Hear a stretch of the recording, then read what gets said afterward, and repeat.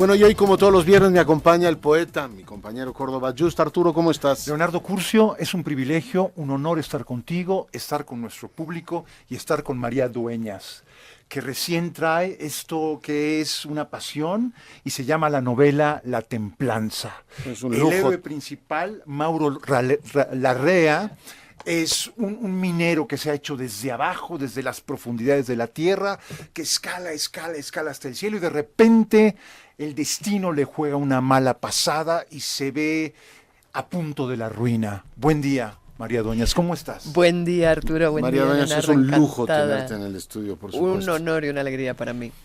Siento esta potencia del lenguaje y la búsqueda y al mismo tiempo una cierta nostalgia por esta masculinidad que se enfrenta en directo a los hechos más desesperantes de la vida y que personifica a Mauro Larrea. De repente siento que la escritora que no aparece, que nos hace sentir, pero que pone a su personaje delante de nosotros, siente esta nostalgia por estos hombres que saben luchar y enfrentan de cara los asuntos.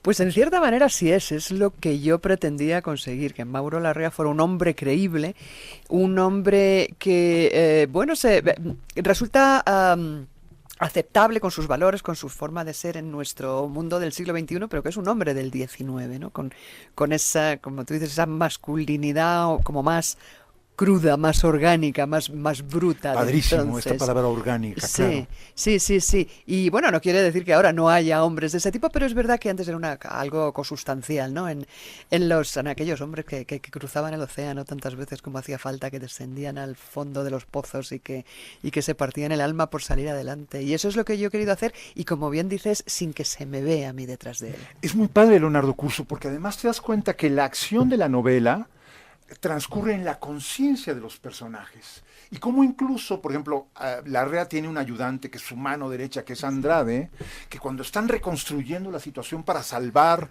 la fortuna que ha construido a pulso, bueno, ¿cómo se comunican entre ellos sin decirse palabra, Leonardo Curcio? Pues voy a leer, por supuesto, esta novela que se ve absolutamente apetitosa, además, a juzgar por el éxito que han tenido las anteriores, El tiempo entre costuras. ¿Que ha vendido cuántos ejemplares, María? Pues alrededor de 4 millones Caray, entre traducción, en español, en ¿Cuántas América, lenguas? en España.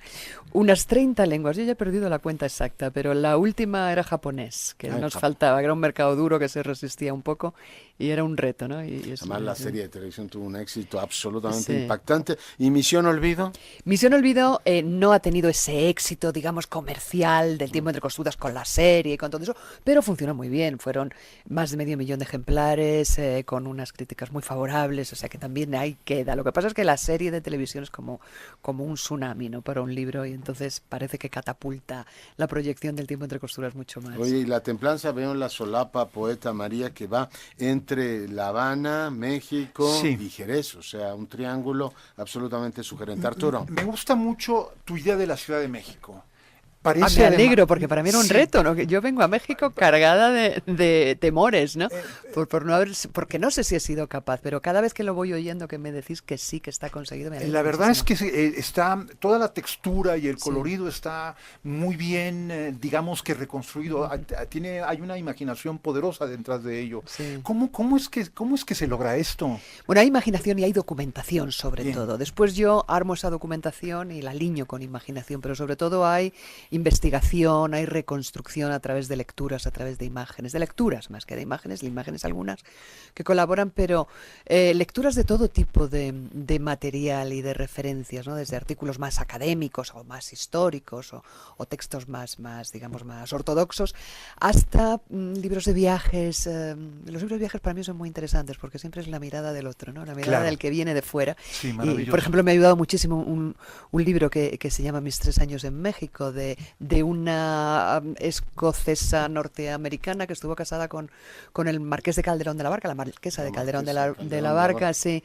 Frances Erskine Inglis, y esta señora vive 3 años en mitad del siglo XIX y llega a México con esos ojos de extranjera, pero con muchas ganas de ayudar, pues su marido viene en misión diplomática, entonces de asumirlo todo y de aceptarlo todo con su mejor temple, y además de traer esa vocación tan anglosajona de guardarlo todo por escrito, de escribir cartas a su familia, Claro, lo detalla la todo y memoria. después todo eso forma un libro, y es delicioso porque habla de cómo se vestían, de cómo se saludaban, de cómo hablaban, de cómo era la Navidad, la Semana Santa, de cómo iluminaban las habitaciones, de qué comían, cómo se recibían las casas. Es una delicia de libro. Lo es. Algún Villamelón dijo, claro, Madame Calderón de la Barca, la esposa de don Pedro. Sí, No. claramente. Eso decía, no es literatura, por supuesto, un libro de Sí. viajes muy citado. Es muy difícil hacer arqueología lingüística, esto de utilizar las palabras apropiadas en la época en la que se ubica la novela. Claro, yo lo intento, para mí es que era un desafío enorme porque era utilizar qué español se hablaba en México, pero no ahora, qué español se hablaba en la segunda mitad del 19.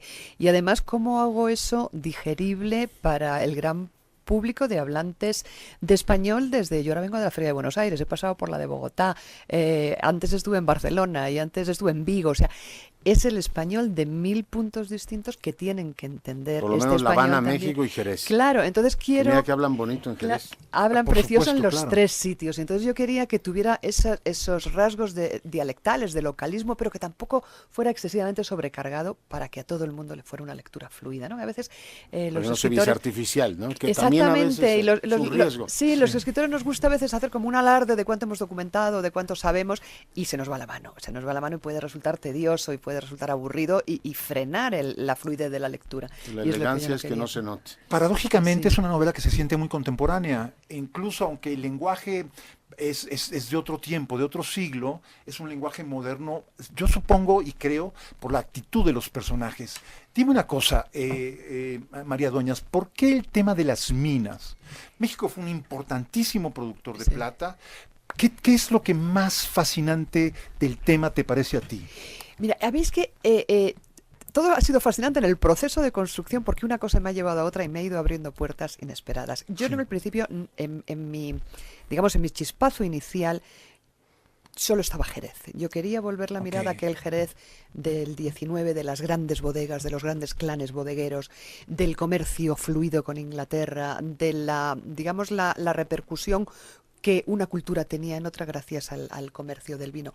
Y fue investigando sobre quiénes fueron aquellos bodegueros, qué pasó en Jerez en aquel momento, que era un cambio también, era como un fin de una época en el comercio del vino y en el tipo de bodegueros, y el inicio de unos empresarios como más contemporáneos y más modernos en muchos aspectos. Y entonces así supe que en aquel Jerez relativamente pequeño, muy pequeño, de los años 50, 60 del siglo XIX, cuando había más de 500 bodegas censadas en una población de 30.000 habitantes tan solo, entonces supe que algunas de esas bodegas, no muchas, pero bueno, lo suficiente como para que me llamara la atención, fueron fundadas o establecidas gracias a los que entonces se conocían en España como capitales de retorno, capitales indianos le llamaban. Eran las figuras de aquellos indianos que en España es una cosa épica casi. Que se habían enriquecido en América. Exactamente, eran hombres que salían de un origen muy humilde normalmente, iban a América, prosperaban, la inmensa mayoría se quedaba, pero alguno volvía, y esos que volvían lo hacían con unas características muy ostentosas. Ellos querían hacer alarde de su riqueza. Que se notara. Sí, que se notara. Todavía vas por Santander y te Sí, enseñan, todo "Estas son las casas todo el indianas". norte está lleno. Era una arquitectura además como muy exuberante, construían jardines, No, los no llamaban de suena palmeras. familiar, ¿verdad? Pues, suena familiar, que se claro, note que pues, tengo mucho. Que se note. Bueno, pues entonces a mí me pareció que podría ser yo entonces solamente tenía Jerez como escenario, no tenía protagonista todavía. Y me pareció que ese molde del indiano que regresa podría ser interesante para mi novela. Pero yo le doy una vuelta de tuerca. En vez de hacer un hombre próspero, rico, que va a España a invertir y a ostentar, lo que hago es llevar a un tipo que conserva esa fachada, pero que está totalmente arruinado. Y a lo que va a España es a intentar vender unas propiedades que le caen en las manos en Jerez, sacar el dinero y volver a México, que es donde él quiere estar. Y entonces supe, investigando sobre estas bodegas, supe que un par de bodegueros míticos de aquella época fueron mineros de la plata mexicana que después retornaron en sus años ya de madurez. Fantástica Y entonces entonces, yo cuando se me cruzó México por el camino, a mí me parece un país fascinante que yo adoro, dije, esto no puedo perderlo. Entonces agarré y me traje mi minero a México y le metí en las minas de plata. Además tiene, como dice Ciudad Real, hay algo así como telúrico con el asunto de la minería. Ahí tenían el cinabrio, ¿no? El apartado sí. de la plata une a toda esa parte de España con México. En Almadén sacaban aquel azogue y además mi propia familia no está con el mercurio ni con el azogue vinculada, pero sí con la minería del carbón. Mi abuelo trabajó muchísimos años para una gran empresa minera francesa que tenía una concesión en España. La minería la sientes por todas partes. Sí, pues nosotros la sociedad. Sí, pero a mí lo que me he dado cuenta es que investigando sobre esa minería y con lo que yo sé y con lo poco que sé, tengo algunas referencias, pero tampoco es que sea una experta en ingeniería minera, pero sí me di cuenta de que tampoco hay tantas diferencias, ¿no? Que la vida de los mineros pues, es igual de dura en un sitio que en otro, o sea, y que las condiciones al final, bueno, pues han ido avanzando con el tiempo, pero no han dejado de ser tremendamente dificultosas, ¿no? O sea que Jerez era, digamos, una ciudad global ya entonces, o sea, imagínate, indianos, sigue siendo una ciudad, pero tienes el influjo de los bodegueros inglés y irlandés, los Villas, los Osborne, todas esas familias que siguen, claro que todavía dando nombre, ¿no? Siguen. Y además por la población local, todo un, digamos, foco, un centro de fusión cultural, poeta. Hay una escena al principio de la novela donde Andrade, la mano derecha de Larrea, ante la mala fortuna, le dice a Larrea, témplate. Sí. Quiero que nos hables de la palabra, porque la novela la templanza es una palabra muy, que tiene algo de prometeico. Sí. Cuéntanos de ella. Bueno, la templanza en realidad es un título un poco metafórico, pero también hace una alusión real. La templanza es la viña, el viñedo del legendario clan de los Montalvo que a Mauro Larrea le cae en las manos en una... Bueno, no voy a decir lo que es porque descalabro muchas cosas, pero bueno, de una situación, digamos, totalmente inesperada cuando está en La Habana. Que nos arruine la novela, la propia María, no es No puede admisible. ser, no. Mauro Larrea se arruina a sí mismo financieramente, además se arruina él solo en México por un golpe de mala fortuna y se va a La Habana en busca de un negocio próspero con el que reconstruirse. Y allí por una serie de carambolas inesperadas y de personajes que se le cruzan en el camino, le acaban cayendo en las manos una bodega en Jerez, una vieja casa palacio y una viña sin laborar y sin trabajar durante mucho tiempo que se llama La Templanza. Todo eso es el legado de una antigua familia de la que ya solamente quedan los últimos restos. Y entonces ese es originalmente es el nombre de esa viña y nada más, pero también, claro, tenemos que hacer la lectura subliminal, que es la virtud cardinal de la que Mauro Larrea carece en absoluto a lo largo de 54 capítulos de la novela, hasta el último, ¿no? Porque él va en esa prisa por recuperarse, por pagar sus deudas, por reconstruirse, va acelerado, va cargado de urgencias, de incertidumbre. Es un personaje precioso. Sí, yo le tengo mucho cariño, porque para mí, claro, era un reto meterme en los huesos de este macho, casi, ¿no? Medio mexicano, medio español, pero que no es de ningún sitio, porque aquí no deja de ser un gachupín en México y cuando vuelve a España resulta que es un indiano, tampoco le aceptan como uno de ellos. Para que vean Leonardo Curcio cómo se mueve el mundo. Así es la vida. Oye, el libro está recién salido del horno. Sí, la mes primera y medio edición, apenas, marzo del 2015, y simultáneamente aparece en España y México. María, pues un placer tenerte con nosotros. Igualmente, mil gracias a vosotros. Y verdad que me da muchísima alegría que la hayáis acogido con tan buena aceptación, que para mí era un reto y un honor escribir sobre México. Pues vamos a leerlo con mucho interés, Arturo. Pues María Dueñas, que la templanza temple el alma de sus lectores y que crezca hasta lograr las alturas que se merece. Buen día a ti. Ojalá, mil gracias. María Dueñas, para fortuna nuestra, esta mañana en Enfoque.